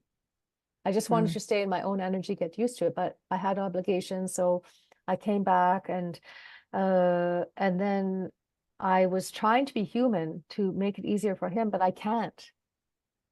This is me in my most human ability to talk. Most of the time, if you were talking to me, I call it going full Malia. I will literally shapeshift into a bee. My voice changes, you know, etc. And that happened actually on our trip to Aruba. I just went full Malia on some of the resort staff and stuff. I didn't mean to, but I can't control it, you know. And but anyways, I don't have, of course, the same human desires. If I was single right now and I met him, I would not date him. Not because I don't think he's wonderful. Let's just assume different situations because I have no interest in that. I don't, but yet we have found a way to make it work. But I also have, you know, in the beginning I said, well, maybe he didn't sign up for this, you know. Right. Like I literally, all my preferences have changed, my voice has changed, my mannerisms have changed, you know. And and so if he is not happy, I love him. I just want him to be happy. If it's not going to be with me, I understand. It might also be at some point that the mission just takes me away from him. I don't know. I don't really imagine that happening because he is my grand protector. He holds a lot of wolf energy. Right. And my point, all of this to say that even though, because we were on very different pages, by the way, in 2020 and beyond, like very different. And it was a little crunchy at times, you know. But because I knew that they were trying to separate families, I said, I'm not going to let them win. So we worked through it, you know, and we were able to allow each other to hold very different perspectives on the world events. And so then here I come along. I have the audacity now to throw this new twist in the thing again, you know. But we've only gotten stronger. We already were very tight. He's my person. He's my best friend. And also I will say not that it is his job per se, but I do need a tether, you know. I need a human tether to kind of help me travel. You know, when I go to Greece, I have someone coming and traveling with me because I don't need to be held by TSA because I really don't move through the world in a normal way, you know. I'm smiling all the time. I hold up the line because I'm always just admiring everything or in the present moment, you know. I don't live in the future very much anymore. My brain doesn't work the same because I can't be in the future. I don't have a right brain, left brain. I have the original brain. So Interesting. yeah, so my brain does not sequence information the same way, even though I have access to it back here, I suppose I will say, you know, at the back of my brain, Yes. I remember how it used to work. I have all my memories. I have my logic and other such things back here, strategy, but I can't bring it forward into the front brain, if that makes sense. That makes a lot of sense. And Yeah. I appreciate you sharing that because I think that's something very important for people to realize. as they themselves are changing and you're changing your vibration, things are going to change, your relationships are going to change. And I'm going to be honest, I went through a lot of similarities with my own relationship with my husband. It was like, when everything really started moving, I was like, man, he didn't sign up for this. And I sat down one day and I gave him an out and I said, I know you didn't sign up for this. This is what I need to do. I hope you'll be here for me. But if you don't, I understand. And I said, this is your out, you can walk away or you can stay. But I needed to step into who I was at that moment. And I couldn't pretend I was someone who I wasn't anymore. I needed to really step into who I was. That was a hard decision, a very hard decision to do that. So I think that's for people to realize some of these maybe hard decisions coming forward, what you want to do. And it doesn't mean you have to lose a relationship. Sometimes it does, sometimes it doesn't, but the relationships are going to change. Yes, and that's part of why people will keep it at bay. I'm glad that you shared that.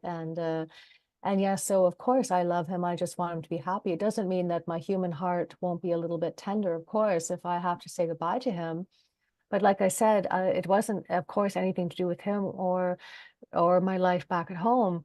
I just really wanted to be on my own for about 6 weeks. And I chose, I'm not a victim of it. I chose to honor some obligations I already had. But Mhm. within the first month, my whole team imploded. They all left me because I'm like a full moon. You see, if people are not regulated and they can't calibrate, it literally will be like I'm acting like a full moon in their body, so to speak. I Mm. just use that as metaphor. And of course, I had some people leave my world, which is okay. I have had way more people come into my world because the light leaders recognize my energy as familiar. That's what I Right, say. Yes, you right. haven't heard of me, but I want you to now use your critical thinking muscles and say, well, why haven't I heard of her? Because everyone will say, I recognize your frequency. I'll say yes. Uh, but I don't come here often, so that's why, but I only come because we really are in a pivotal time, as I shared, and we have to restore the original coding. And so part of why I am so grateful, for example, to be joining you today is because the more I speak, just the harmonics even is Yeah. going to awaken the original memories. A lot of why we feel so, I will just say for ease, assaulted by what's happening on the world stage is it's bumping up against our original coding, right? Yes. And I'm not talking just truth. I'm talking when we first came to this planet, our original design in the purity of how we were designed without any interference. When we very first came and had human form on this planet, there were original codes that have now been distorted. We knew how to absorb medicine without ever needing to eat it. Mm. We knew how to make use of the salt water. We knew how to make use of the moss. We knew how to sustain the body and collaborate and celebrate and spread light and have fun. This is why we came. We came here to have fun. We came here to create. And that's, by the way, again, to money. Money is creation. Money helps us create. It helps us to create more experiences. And creating money as an experience is an experience. You see what I'm saying? Yes. And so money just allows us to have more and more experience. And so, but yes, in our original form, this is what we're returning to. This is the new earth. I am the representation of what we look like in original form when we are operating in neutrality and above, because everyone plays the role. Everyone comes here with their own unique harmonic. Everyone's harmonic is a contribution to the whole. Nobody is taking from each other. We're not taking what we don't need from the land. We're not taking what we don't need from the animal kingdom, etc., etc. But most of it is about, holy cow, this is an interesting costume to be wearing right now, and let's see what else we can do with it. It's all about having fun and spreading harmonics and so on. And so I get that that can sound very airy-fairy and very like Pollyanna to some people. But we know as I speak this, I know you all feel this in your original coding. Yes. And the Pollyanna aspect, I've gotten accused of it myself. Like, Yeah. do you ever get bad? Do you ever, it's like, do things bother me at times? Absolutely. Sometimes things bother me, but I really work at, and I'm also working at changing the word work. What is another word for work we could use that would be more enlightening? Yes. That's something to think about is to look at things in a different way, to change my perspective as quickly as I can, to realize I can look at it differently. I think that's something for all of us to do.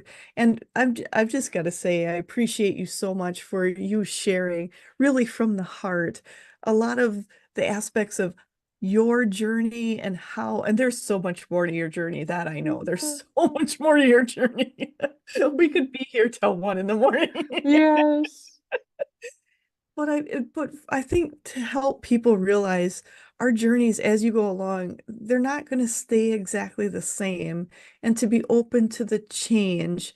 And they're just bringing me up an idea right now. So I'm just going to say a lot of times when you look at beehives, when the queen has done all she can for the beehive, that queen leaves, another queen comes in. And this is kind of as our evolution, sometimes a different side of ourselves, a different queen bee comes in to take us to the next level.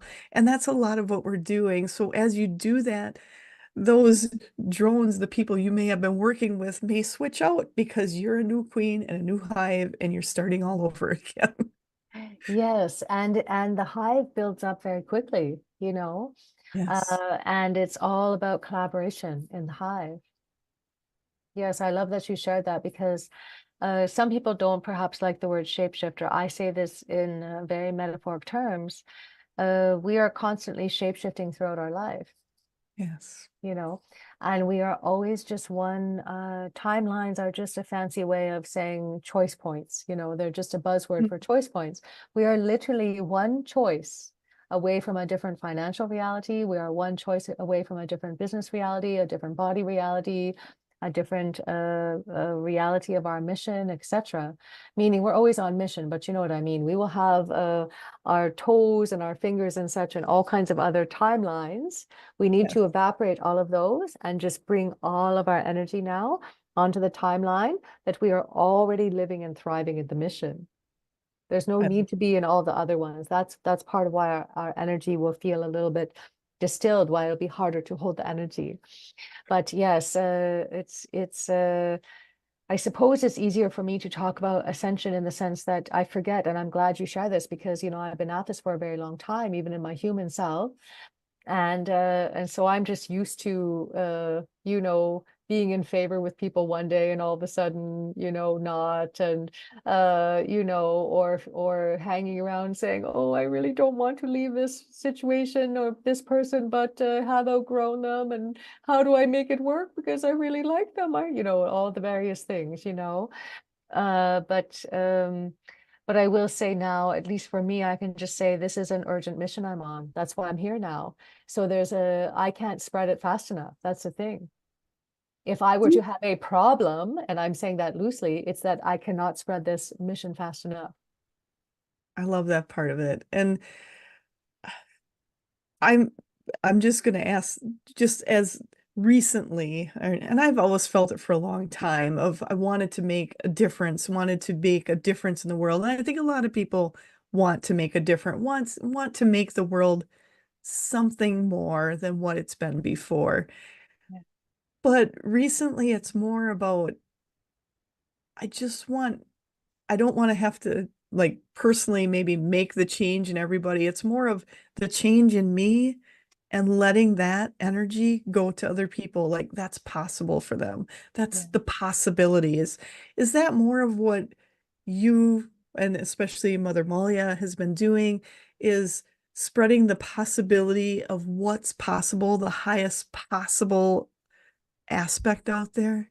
Yes. Yes, there's enough people that will hijack your attention, telling you about all the problems and how to fix it. And here's what's wrong with the world, even in our consciousness community. I don't need to contribute to that conversation. That's not the conversation I need to contribute to.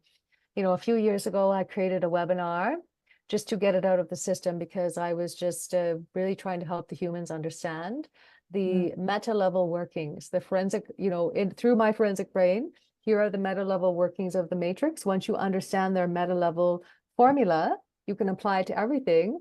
That will help you really see, is what I'm being shown distortion? Is this true? Is this person a deceiver? Are they, like in our world, for example, we have some intentional infiltrators as an Yes. example. You know what I'm saying? So Yes. it's a lot easier to vet it and say, okay, well, if the controllers control who has a voice on the world stage and someone has 1 million followers and they are in the consciousness space, perhaps I need to be asking some questions. Right. Doesn't mean that they are, but perhaps I need to start saying, okay, how come I've been in business for 20 years and I have 600 views on my YouTube, and this person literally came out of obscurity and they already have 2 million followers? You know what I'm saying?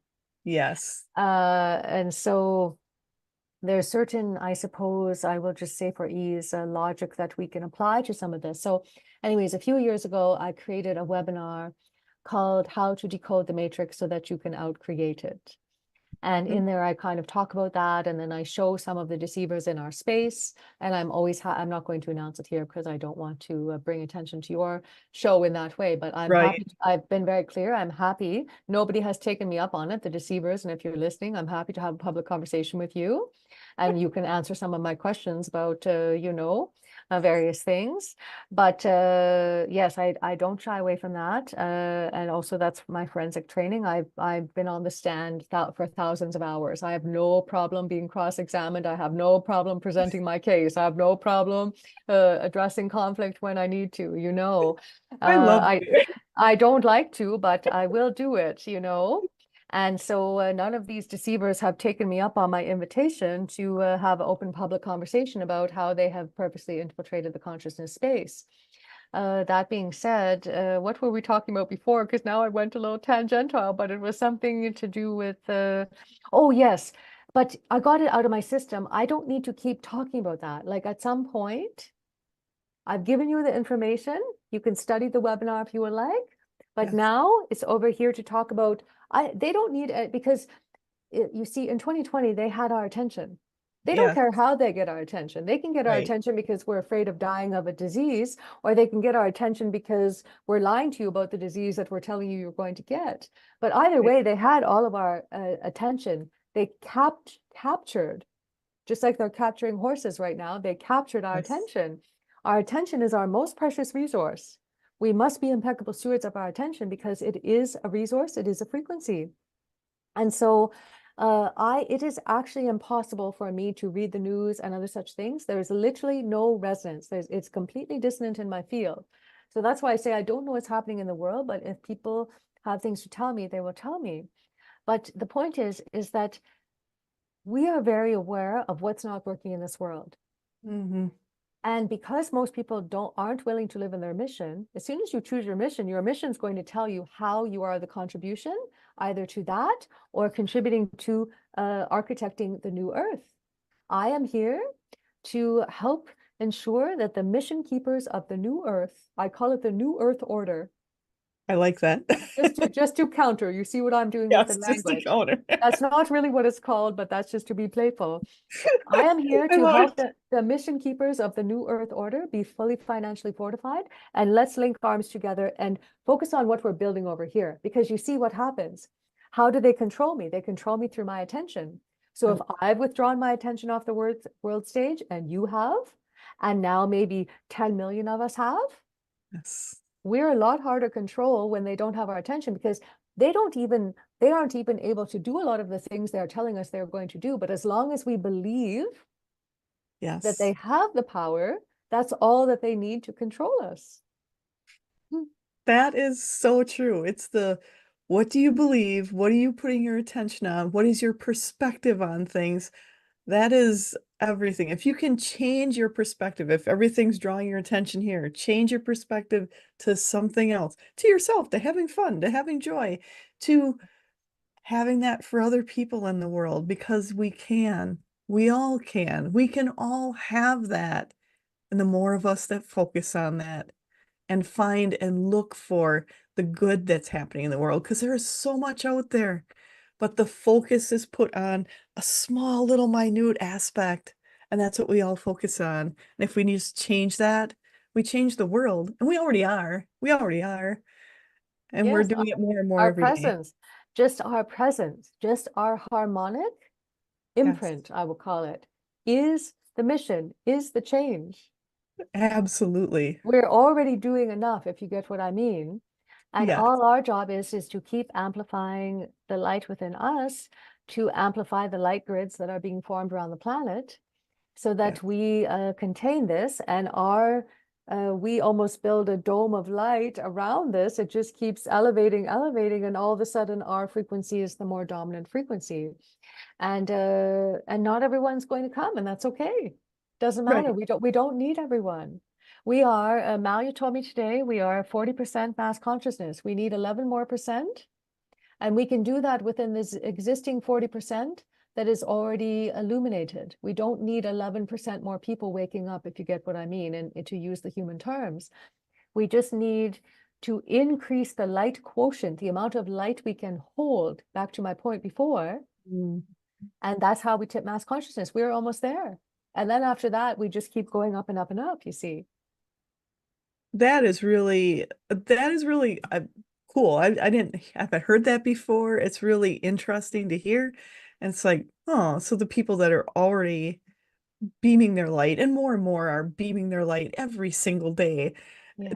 Just with the people that's already here can have this happen. And then the extra people, I just feel like it's just building and building, and it's like a snowball going down a hill. It's just growing and growing, and there's nothing that can stop that. So I think that is Yeah. so cool. I like that. Yes, and again, it to some it can sound a little bit Pollyanna, but in your original coding, you will know it to be true. Yes, Yeah. it is so cool. And I wanted to talk more about your book and everything else, but I think your book Oh, has a lot of it yeah. in here. Well, yes, the book is kind of one of those books. It's almost like a big oracle deck. There's 365 messages in there. So Right. yes, you can read it in order, but I designed it because I like being able to open a book and just say, please show me the page I most need to read from Love that. today. And then it just opens. I go, oh yeah, I needed that today. So these are all little love notes from me. Some of them are very little, but it's meant to pack a punch, so to speak. And then you can journal on them. What does it bring up? Or just live in that energy for the day, depending on how you want to interpret it. It's up to you to how to interpret it. But this just another little way to love you up with some truths that help you return more and more. Because you see, everyone listening here, obviously you're already evolved. It's not about are you waking up? It's about the fact that you're already awake and you're already running a lot of energy. Now we're just literally tweaking a few little things, you I love know? how you said that, because I've been there's a lot of people are like, oh, we're doing all these big stuff. And I'm like, I think we've already done the big stuff. We're doing the fine tuning now on the dial. It's Yeah. like we have the radio on. We're finding the right station is what we're doing right now. We're tweaking it in and getting it sounding crisp and clear. Yeah. Well, we are going to need to heal some trauma for sure, collective individual trauma. Because Yes. here's the thing, it's a little complicated. Yes, most of the planet, the reason why the planet is poopy is because of the Slytherins. It's actually not because of the humans. But if, let's just say for hypothetical ease right now, we will say the humans have, put us in this position. And again, I'm saying that very loosely because that's actually not why this is happening. Yes. But if we want to have clean water, if we want animals to be stewarded with great love, if we want the bees to be restored, the pollinators to be restored, the plants to stop being GMO, all the things, uh, trying to clean the water does not make sense because the humans will just go back and pollute the water. We must help the humans ascend so that they get in touch with their emotions, they release the trauma, and they're not responding from trauma. Fight, Yeah. flight, freeze, and seize. We must unhook people from the trauma responses so that they are free to be in the sovereignty of their own energy. Mm. Yes. And working on the humans is going to help all of these other things that we want. because people will say, oh, I just want to do this. Well, the work that we're doing, whether it's direct or not, is helping the humans. And yes, I know some people are here to work on the land and etc. And that is helping. And that will help the humans. But understand, it's not the land that needs the help. It's not the trees, it's not the bees, etc. In the sense that if we don't bring in the most important equation, which is the humans, we're just going to be in Groundhog Day over and over again of not rectifying, I suppose, what we came back here to rectify. Which is something we've actually done over and over again many times before. Yes. But this time is different. We're getting it right this time. We really Yeah. are. Yeah. We just can't, all kinds of people will say, oh, I've channeled and it's the end of the planet. No, it's not. And Mother Maya, that is her name. Her name is not Gaia. Gaia is a distortion. Her name is Mother Maya. And Interesting. yes, and you will know that to be a part of your original coding because you will feel it to be true.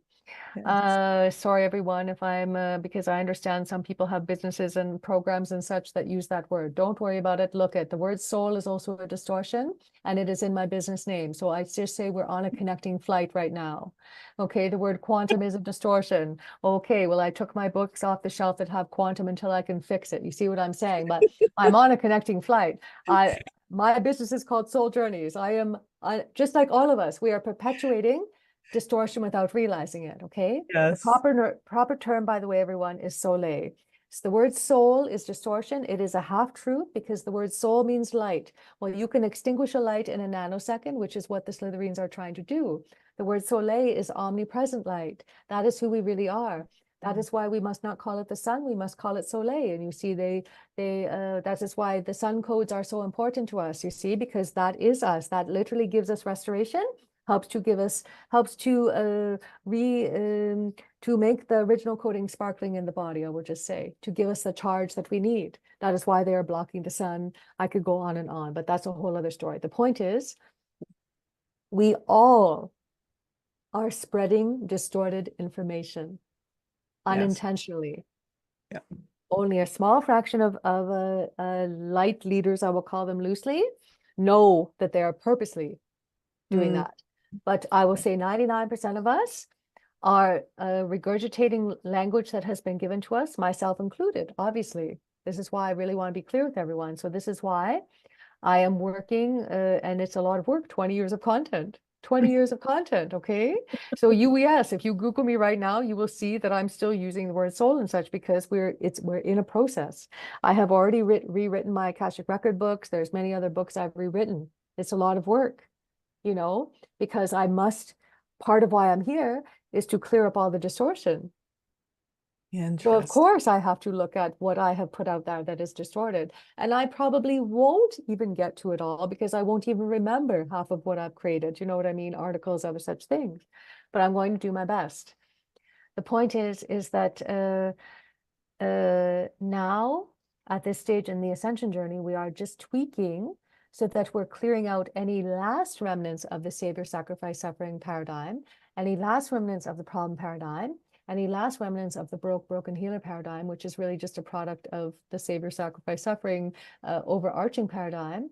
We're clearing out any residual mind control and other such programming that keeps us from the truth, capital T truth, of who we be and our original coding. But we're almost there.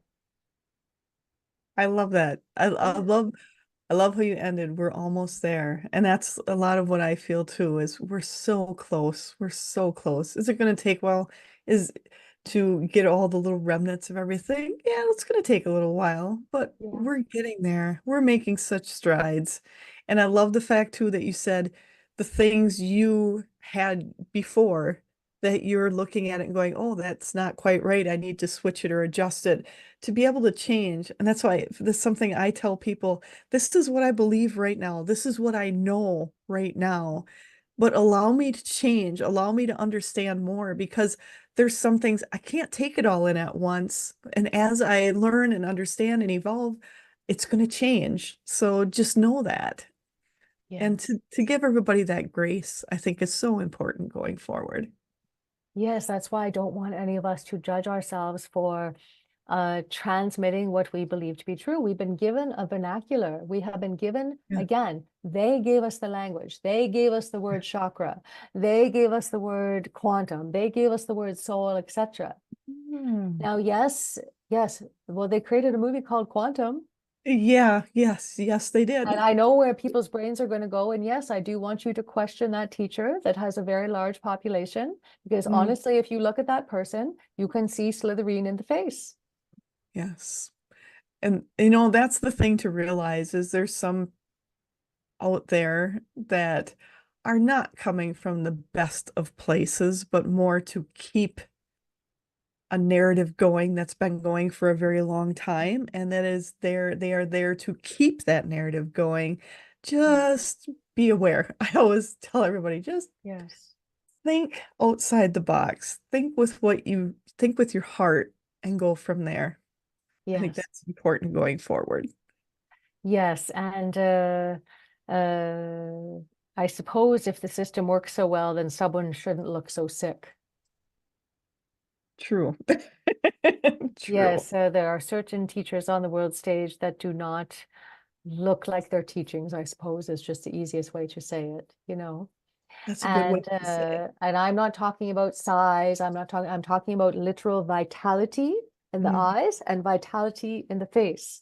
yes. And so but the point is that yes, many of these words have been given to us. You know, sacred geometry has been given to us. Numerology has been given to us. Astrology has been given to us. There are many distortions in the I would just say planetary influences. That's just the easiest way for me to say it. And it doesn't mean it's all wrong, but of course, astrologers are not necessarily going to be happy with me. Human design people, of course, as well, that use astrology for the human design, etc. But most human design people that I work with that are far along the ascension path also recognize it's a tool, and they realize that there are some things in there that they have to kind of interpret deeper than what the system is decoding. Do you know what I mean? Even many astrologers will tell you that. And so the point is that uh, we have been given a language. We are it's been told it to us over and over again. So some of that is spell casting us, and we really believe it to be truth. Some of it is truth. Sometimes there's a kernel of truth within, a big fat lie. I mean, these are the nuances we're in now as light leaders. Mm. Is the more we are impeccable stewards of the consciousness, the more we create pristine conditions for the consciousness to thrive in the field, to be crystal clear channels, the more we can spot these little tiny things. And I will give everyone a quick tip, by the way, because I try to be helpful. One of the things that we will say, let's just take, are you okay if I just kind of maybe point out a celebrity on the world stage that's a deceiver with that? You go for it. Okay. I can say this, I'm Canadian. So you look at Celine Dion and you Mm, say, huh, I look at you. You're not attractive or unattractive, but you are an odd looking woman. Well,